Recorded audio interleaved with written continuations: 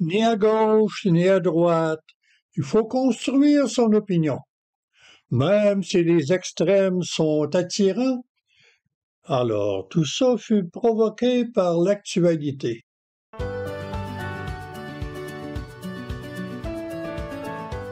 Dans mes vidéos, je prends souvent un objet ou une situation bien concrète pour illustrer le propos, sans choquer et donner un peu de mal à ceux qui ne maîtrisent pas la métaphore ou la parabole. Présentement, j'ai plusieurs choix.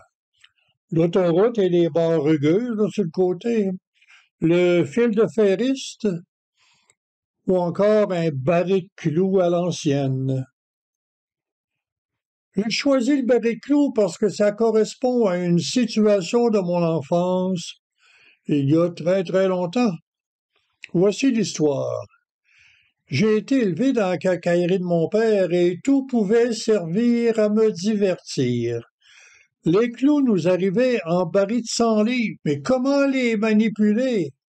Un enfant de 6 ans est-il capable de faire ça? Les hommes forts et entêtés dans leur position sont confondus. On lève le baril par la gauche. Non, non, c'est par la droite. C'est mon bras fort. Non, le jeune renverse plutôt le baril et avec ses pieds le fait avancer. Un petit coup de pied à gauche et il tourne à droite, un petit coup à droite et il tourne à gauche. C'est là que j'ai appris qu'un coup de pied donné au centre le faisait avancer bien en avant. C'est la situation désirée. Inconnue par les hommes forts, inconnue par les extrémistes qui s'entêtent dans ce qu'ils appellent leur vérité. Et comme si c'était pas assez, ils blâment ceux qui ont une approche inverse. C'est en lisant mes médias quotidiens que j'ai ressenti pour la première fois une transfiguration. J'avais déjà lu que Moïse avait aperçu Yahvé dans le buisson ardent. Il fut ébloui. Et d'autre part que Jésus est apparu à ses apôtres transfiguré. Mais moi, là, rien de ça ne m'était arrivé jusqu'à aujourd'hui. C'est bien facile à déterminer si un média est à gauche, à gogo, ou à droite, ou très à droite. Mais ma transfiguration est apparue quand j'ai vu l'image d'un personnage qui aurait dû se trouver dans une autre latéralité. J'ai pensé que l'harmonie prévaudrait, mais aussi qu'il risque au contraire d'en manger une.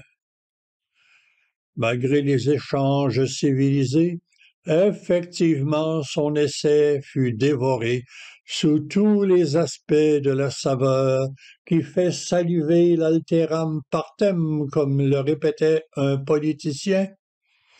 Chacun interprète les sources à sa manière, selon que l'on penche sur un bord ou l'autre. Faire avancer directement le baril des opinions, c'est difficile. Tout comme marcher sur un fil de fer, malgré la poutre d'équilibre. C'est peut-être plus facile de marcher dans sa voie sur la route, mais si on s'endort, on est réveillé par la bande rugueuse sur le bord du chemin. Alors chacun son média, et il faut faire la part des choses.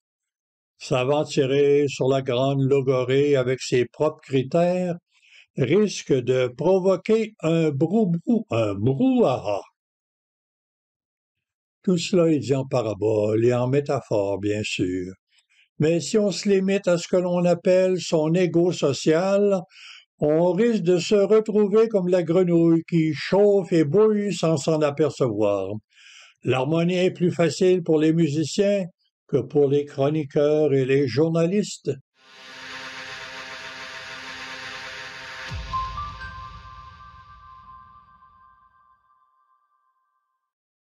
L'ego social, là, je trouve ça dans le best-seller Clear Thinking. Je pense que je vais acheter le fameux essai aussi. Une mauvaise critique ne nuit pas, au contraire.